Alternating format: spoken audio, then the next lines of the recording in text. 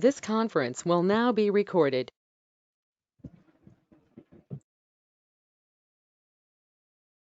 This conference will now be recorded.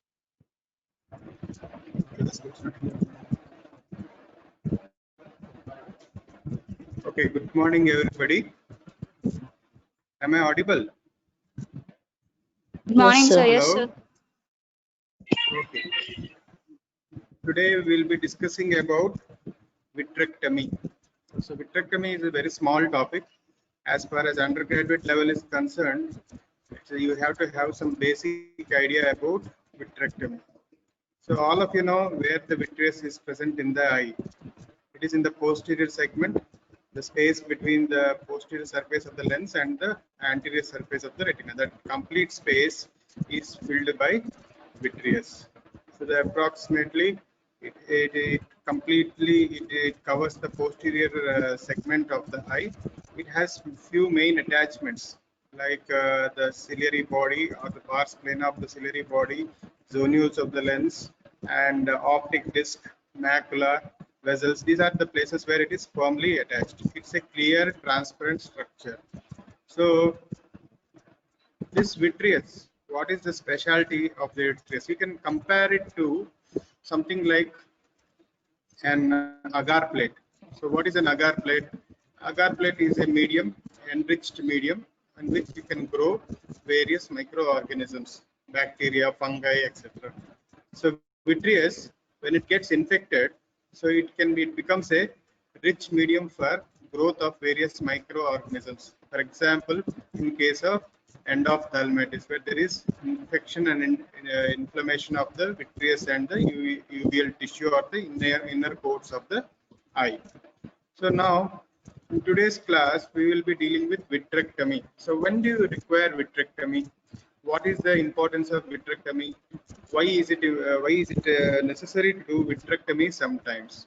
So vitreous, as I said, is firmly adherent to pars plana, optic disc, and vessels, and some regions and some part of the macula. So sometimes vitreous can induce some amount of traction. Traction means pulling the structure. So since it is firmly adherent to pars plana, the retina ends close to the pars plana as ora serrata. The retina becomes very thin there. So as it closes in towards the ora serrata or near pars plana, in the posterior segment, the retinal structure becomes thin. That means the thickness of retina is very thin, close to the pars plana or near the ora serrata. Suppose there is a traction of the vitreous, or vitreous tries to pull the retina near the ora serrata due to some pathology, like in case of high myopia where retinal thinning is there in the periphery, it can induce retinal detachment. That is one type of pathology. Suppose the vitreous pulls a vessel, because sometimes in few conditions in the eye, some vascular diseases like BRVO, CRVO, diabetes mellitus, in diabetic retinopathy, there is growth of new vessels within the posterior segment of the eye. There is growth of new vessels within the posterior segment of the eye. So now the issue is, what does it do? Vitreous tries to pull the vessels. So when it pulls the vessels, what happens? The blood seeps into the vitreous. So that is called as vitreous hemorrhage. Now all this, what are they doing? They are trying to decrease the vision. The vision comes down drastically whenever the vitreous is affected. So vitreous is a clear space through which the light enters till the retina. So either there is a vitreous hemorrhage because of the traction of the new blood vessel, or there is a traction of the retina causing retinal detachment.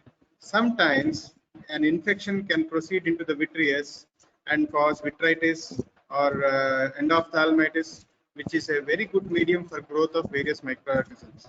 The only solution in all these conditions is to do vitrectomy. So vitrectomy is nothing but surgical removal of vitreous. It is what? Surgical removal of vitreous. So now, what is the use of vitrectomy? So when you do vitrectomy in case of retinal detachment, since the vitreous is causing traction on the retina, you are removing the traction in the posterior segment. Once you remove the vitreous, the traction is removed, and you are replacing it with some other fluid which is similar to vitreous. So then, in case of endophthalmitis, you are removing the why are you removing the vitreous? Because you do not want the microorganisms to grow. You do not want the bacteria to grow. You do not want the fungi to grow. So you do not want the endophthalmitis to increase and damage the retina. So you do vitrectomy. Vitreous hemorrhage. Blood is filled in the vitreous. So what you have to do? If you remove the vitreous, the blood is completely removed from the vitreous. If you don't remove the blood from the vitreous, what are the problems? It can cause sudden loss of vision. Complete loss of vision is there, and then the patient cannot see anything because of the blood in the vitreous. So if you leave it alone like that, the blood will get absorbed over a period of 6 months. It will take 6 months time for the blood to get absorbed from the vitreous. If you leave it like that only further, there is a chance of secondary glaucoma. So that is called as red cell glaucoma. So there are so many problems. If you vitreous, as long as it is normal, it is healthy, it is fine. But if it is causing some problem to some other structures in the eye, then it needs to be tackled or it needs to be removed. So surgical removal of vitreous, it is nothing but vitrectomy. So there are different terms which are commonly used based on the amount of vitreous which is removed. So some common terms which are used are anterior vitrectomy, core vitrectomy, subtotal vitrectomy, or total vitrectomy, or near vitrectomy, near total vitrectomy. All these mean the same. If you are removing just some anterior part of the vitreous, then it is called as anterior vitrectomy. That is done mostly in case of rent during capsular, during posterior capsule rent, which occurs during cataract surgery. Then in case of congenital cataract also, you do some amount of anterior vitrectomy to prevent posterior capsular opacification and other opacification which occurs in post cataract surgery in congenital cataract. Core vitrectomy, where you do it mainly in case of endophthalmitis, you remove the central part, main chunk of the vitreous from the eye, you remove it. So that is core vitrectomy. Subtotal or near total or total all mean the same. You are removing the vitreous extensively, not even leaving some fragments of vitreous in the posterior segment of the eye. So basically, vitrectomy is surgical removal of vitreous. So now, what are the techniques? There are two common techniques which are used. One is open sky vitrectomy, and second one is closed vitrectomy. Open sky vitrectomy is not done. It is very, very, very rarely done. Closed vitrectomy is the most commonly performed procedure. These are two common techniques which are commonly performed. Now, what is open sky vitrectomy? What is the indication of that? Open sky vitrectomy is nothing but vitreous loss during cataract extraction. When there is vitreous loss during cataract extraction, when you are removing the cataract, sometimes vitreous loss is there. The posterior capsule breaks open and vitreous starts pouring into the anterior chamber. That time you might have to do anterior vitrectomy or open sky vitrectomy. Aphakic keratoplasty. Aphakic keratoplasty means patient has undergone cataract surgery. You have not implanted any IOL. You are trying to do a keratoplasty to compensate the aphakia induced refractive error. So that is aphakic keratoplasty. Anterior chamber reconstruction after perforating trauma with vitreous loss. So if you want to reconstruct the anterior chamber, then also you go for open sky vitrectomy, removal of subluxated lens and anteriorly dislocated lens. So all these are indications for open sky vitrectomy. Closed vitrectomy. What are the indications for closed vitrectomy? Closed vitrectomy is nothing but you do not open the anterior surface of the eye, or you do not open the cornea, or you do not remove the cornea and perform the vitreous, or you do not allow the vitreous to come into the anterior chamber. Keeping the vitreous in the posterior chamber only, you enter through pores or through ports into the posterior chamber, and means you make holes in the sclera and enter into the posterior chamber and you remove the vitreous through that. So that is closed vitrectomy. Like vitreous is in the closed chamber. You are making ports in the closed chamber by entering through sclera, and then you are removing the vitreous. What are the indications? Endophthalmitis with vitreous abscess. That, as I said, first is the infection. Second, hemorrhage, vitreous hemorrhage. Then proliferative retinopathies. Proliferative retinopathies means there is fibrous or fibrovascular proliferation on the retina or within the vitreous in various conditions. Vascular diseases like diabetes, Eats disease, retinopathy of prematurity, and retinitis proliferans. Retinal detachment, as I said, in cases of where the ora serrata is very weak, vitreous can cause traction on the retina and cause retinal detachment. So in those cases also, you have to remove the vitreous to reattach the retina. Then removal of intraocular foreign body. To access the intraocular foreign body without removing the vitreous, you cannot access it. So intraocular foreign body is one of the main indication where you might have to do vitrectomy, major vitrectomy sometimes. So removal of dropped nucleus. Nucleus means it is the lens, the normal lens. If it sinks down bottom into the posterior segment, to remove the normal lens, you have to clear up the vitreous. It is just nothing but there is a small ball within a tank of water. To access the ball, you have to remove the complete water, and then you have to access the ball. So that is nothing but vitrectomy. So macular pathologies like macular hole and epiretinal membrane. So vitreous can also induce macular hole, or it can induce macular damage by causing traction in the foveal region, which lead to macular hole. So such conditions also, since vitreous is the main culprit, you have to do a vitrectomy. So if you see, this is the picture of a dropped nucleus. You can see here the nucleus. This is a mature cataract which has dropped into the posterior segment, and this is the B-scan picture. You can see this is the vitreous, clear vitreous, and you can see the lens here sitting there, which has dropped from this position and gone back into the posterior segment. So spontaneous, it could be spontaneous, traumatic, or intraoperative. Could be various causes could be there, and to avoid complications like glaucoma and uveitis, you have to do this vitrectomy to access that nucleus. Now this is an example of vitreous hemorrhage. You can see complete vitreous is filled with blood. Okay, this is a B-scan picture. B-scan is nothing but an ultrasound picture of the two-dimensional picture of the eyeball. So you can see the blood is there in the vitreous, and it is blocking the macular region. This is the macular region, blocking this, and these are the vessels. So what you can see is the blood has dropped into the vitreous, or blood has come into the vitreous, which is blocking the vision of the patient. So you might have to do a vitrectomy for this to make the vision clear for the patient. Now, surgical treatment, as I said, there are mainly two approaches. One is open sky, second one is closed sky.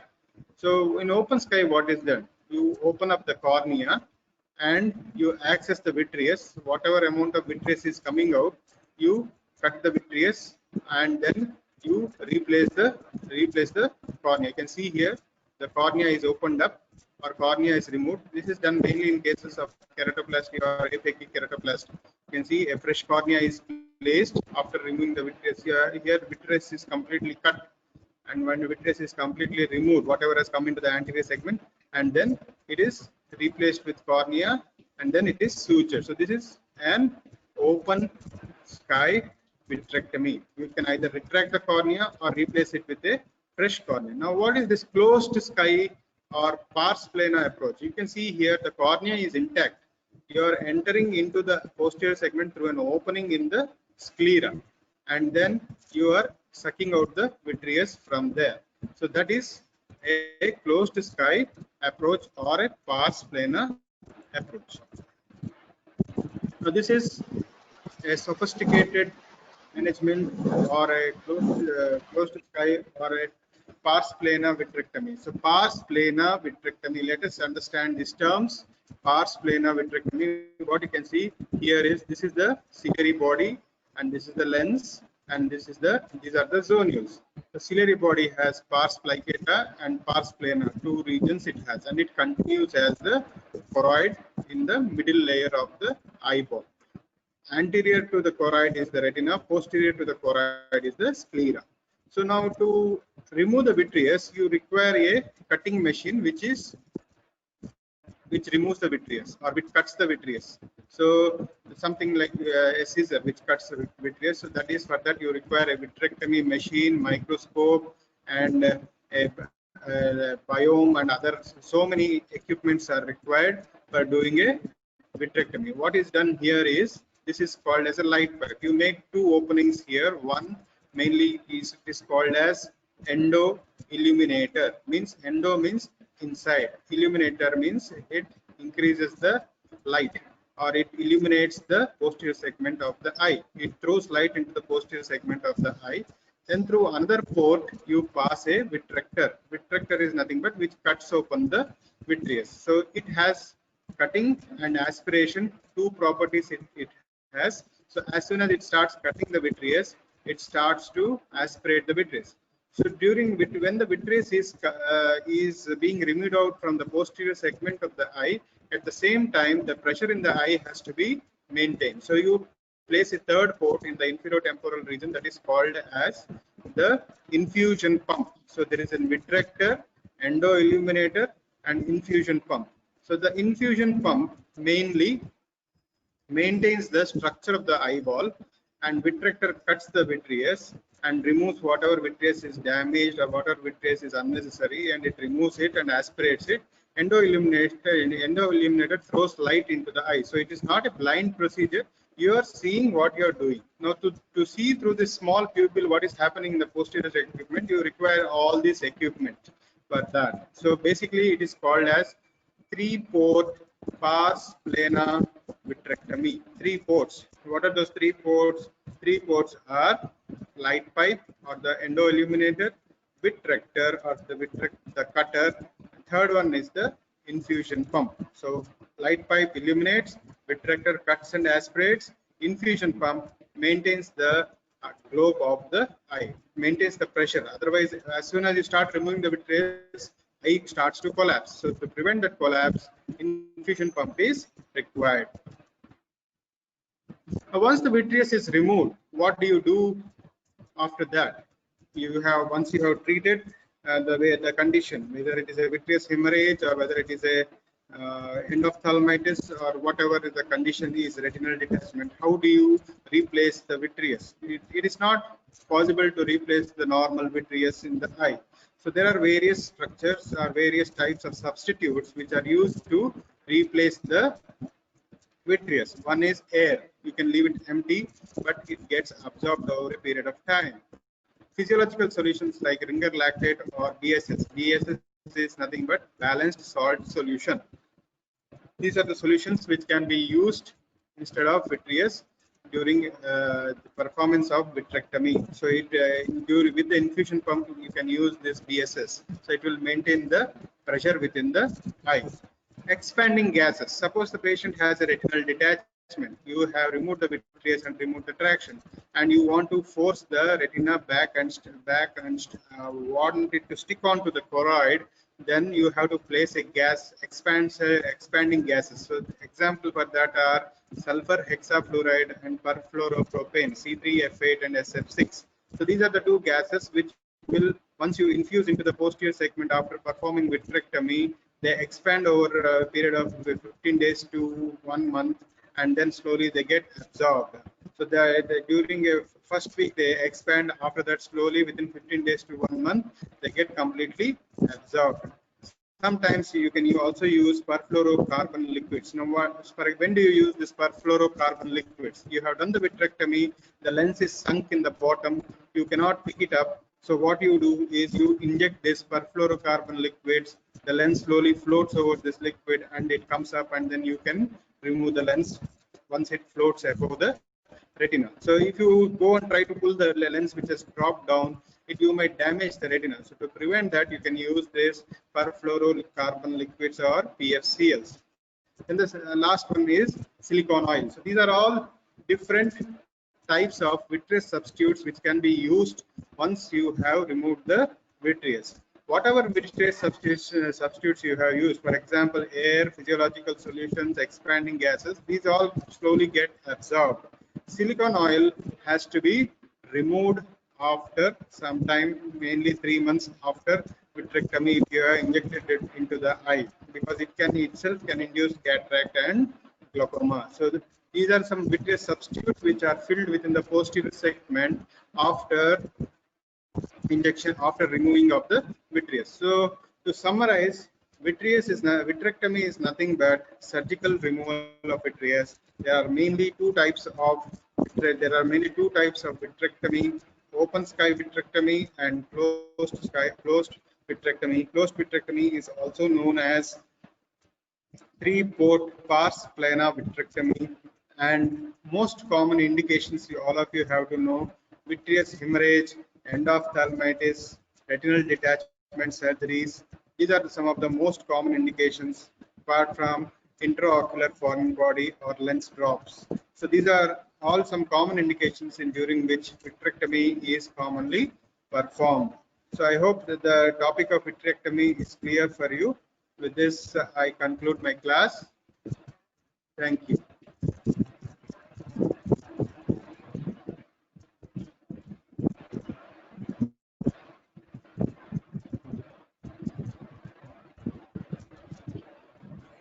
Any questions?